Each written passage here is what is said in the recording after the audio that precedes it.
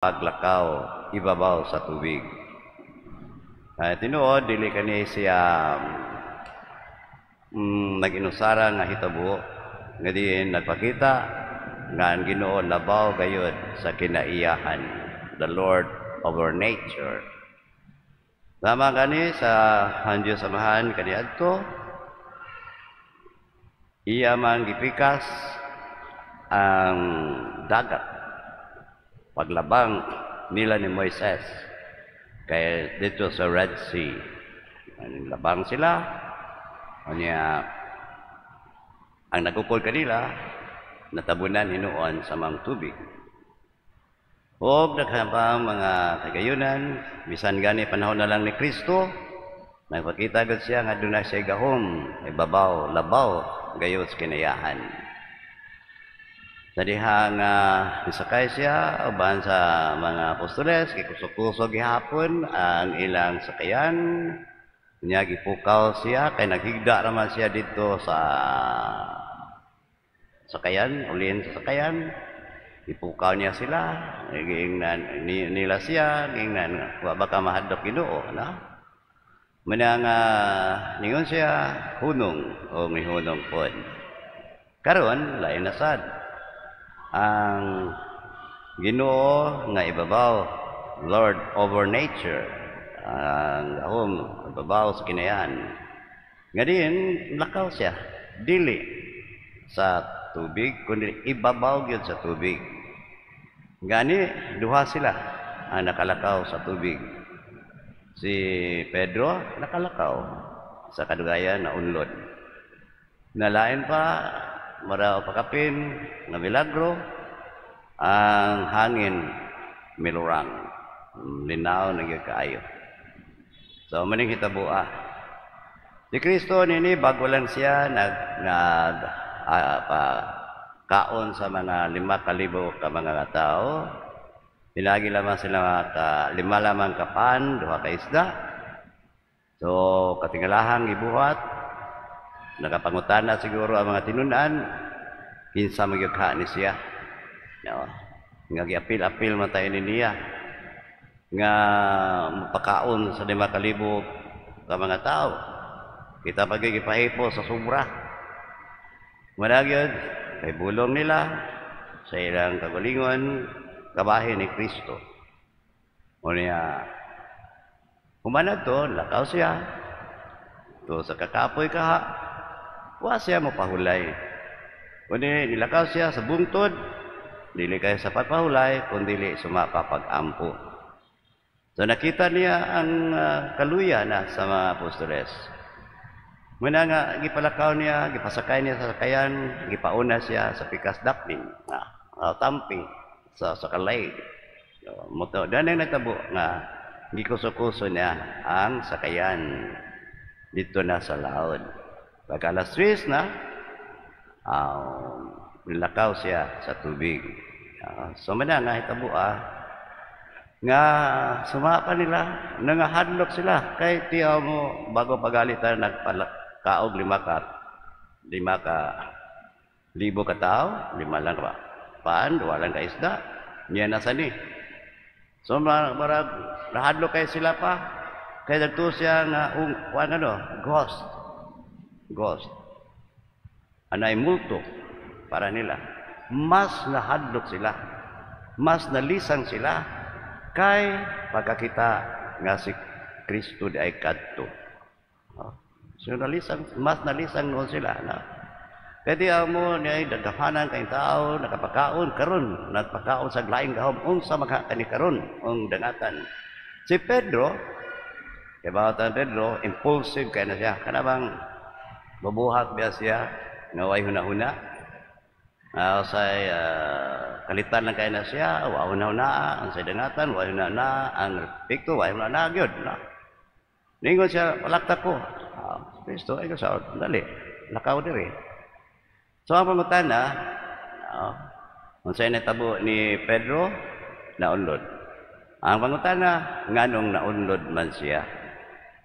Tubag ko nana, nabaw tatadan, kaya samtang nagtutok siya ni Jesus, padayon siya lakaw.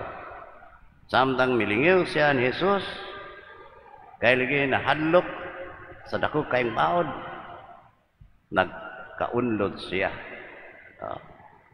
Wagay nakaingon sa tutok balik. Para ba kanang mga mulabang ka o tulay nga taas kayo. Taas kayo, hanging bridge. Ingnon kita nga tanaw lang sa unahan. Ayaw lang kita tanaw sa ubos, kay laom kay na. Mutanaw ba ka sa ubos, kuyawan ka. So kuyawan ka, maho, ginoon ka. Sama panalitan nga mahadlok ka o height, no? Ang sa'yo tawa ako, kubiya man na, no? Nya, sige lang kag tanaw sa taas, di ka mahadlok. Once ka mo, tanaw ka nga layo na kayo, o taas na kayo, ang agbugan mo, hugyo ka. So muna nga, ang solusyon na ayaw lang tanaw sa ubos, tanaw lang sa mabaw. Para sa guna nang magsakatag bukid, sa kagay tag bukid, doko lang yun. Ayaw ko, lingi-lingi. Layo na ba ang imong naabtan? Luyo, mutanaw ka kasluyo, layo na imong naabtan, kapoy kayo. Pero doko lang ka, tanaw ka sunahan, maabot ka. Manang hitabo ni Juan Pedro. Tutok siya sa itong Ginoo, padayon. Nilingiw siya sa itong Ginoo, unlod. Sa ang problema ini, o ang pangutana ini, nganong nahitabo ni, kay mitanaw siya sa problema. Wa siya mitanaw sa solusyon. Ang problema ay ang itutukan, ang solusyon nakalimtan. Nga unta, atubangan siya ni Kristo, mo'y iyas kinayahan, nag-uban sila, nagtutok siya, nitanaw kagit sa uban. Para bang matulog ka? Wala tayo problema. Sige tag-una-huna ba? Di ganun takatuhog. Manay mga mareklamo, di ko katuhog sa akong problema. Unya, pagwa ni mo makatuhog, pagkabuntag, masulbad, wag yun. Alkanse pa ka. Pwede ka katuhog. So, yun ayaw i-focus sa problem. Focus on the solution. Ganun nag-iampo na. Ayaw na problema, ayaw na isipa. Yan po na ihalra na sa itong Ginoo. Manang gitawa, gihimo unta ni Pedro, na gito siya maunlod. Labot pa, di ay, ang isulti pa ni Kristo, tawa gini mo ay pagtuo. So kulang sa pagtuo si Pedro. O mana ang iyang ipasabot. Pagkakulang kayo sa imong pagtuo. May iyang isulti, no? Pagkajutay sa imong pagtuo. Pangutahan na po na, unsa may nagalambigit kung kita mohisgot o pagtuo. Unsa man gyud ang mga hiyas niya na. Tinuod, mayroong katang pagtuo is related to God, and to yourself. Matuo ka sa atong Ginoo. But at the same time, tuo po ka sa imong kagalingon nga doon na kay katakos. Muna yung nahitabo. No? Muna yung ipaingon si Kristo, pagkajutay sa pagtuo, nga nung nagduduha ka man. So, focus ato sa Ginoo, ang atong pagtuo, mo-focus sa unta kita, o mutanaw po kita, nga naa sa tayo, mo-believe tayo sa atong kagalingon, nga anaa ka nato. So may atong anaa ka nato. Doon na talent. Doon na tayo mga gasa nga gihatag itong Ginoong Diyos. Pinangga kay ta sa itong Ginoong Diyos. Di ta niya kalimtan. Nahitabo ni Pedro. Nagtuo siya nga hikalimtan siya sa itong Ginoo. Pero di ay nakalimot siya. No? Anagyo sa tubangan rin niya ang solusyon nga dili makaako ang itong Ginoo. Nga malunod siya o maunlod siya. Ang nindot na sa ni Pedro, nga mo sa ni ato nga tan-awunon po nga sundon, nakaingon gid siya, luwas ako. In full humility ba kaha? Or in desperation ba kaha? Pero paluyuan na di ang pagtuog yapon, wa lang kayo mahingpit pa. Nga nung mingon sa luwas ako, kung wa siya magtuo sa atong Ginoo. nga makaluwas kaniya. Muna ang babaw lang ini gayon kay wa na gid siya motuo siyang kaugalingon nga katakos. Gitagaan siya katakos sa atong Ginoo sa paglakaw. Parehas nato sad, no? Moingon ta di na ko makaya. Bisan nun sa mga gimwaton, musurrender dayon ta, di na ko makaya. Mino sa kayo ko, hinamdumi, gitagaan ka. Mga kagayunan sa itong Ginoo, gitagaan tagka sa itong Ginoo. Gitagaan tagkakuhan, ability, skills. Ang importante, tuo good. Believe in yourself, nga makaya na nimo.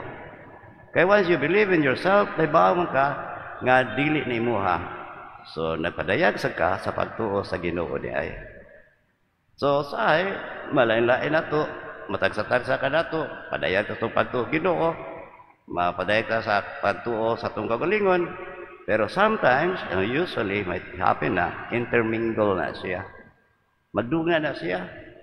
Kung nagtuo ka, nagbilieve ka sa itong kagalingon, kaya nagay, makaya na nimo, nagpadayag sa ka, nga no makaya, kay naaman ang Ginoo. Nagpaluyo kanimo. Kung ingon ta kulang ang atong pagtuo, hindi dahil tayo makasangkit kaniya, Ginoo, dugangi ang among pagtuo. Pila katuigot sila, nagkuyog-kuyog. Ang mga apostoles sa Ginoo, sa Kristo po, hindi na pa yun, katupod nga mga tinunan, nagahangyo gid sila, Ginoo dugangi ang among pagtuo kay dili pa ni paigo. The same time, ningon siya, Ginoo tudloy kami unsaon pag-ampo. So man niya na ang pagtuo day importante kayo, dili kay ang problema. Of course, di kalimod na ana. Pero ang solusyon naapod. Pero ang pagkabot sa mga solusyon, ang pagtuo may importante gayon. Pagtuo sa Ginoo, likon ba? Or huyang baka ang imong pagtuo sa imong kagalingon. Manindog ta. Atong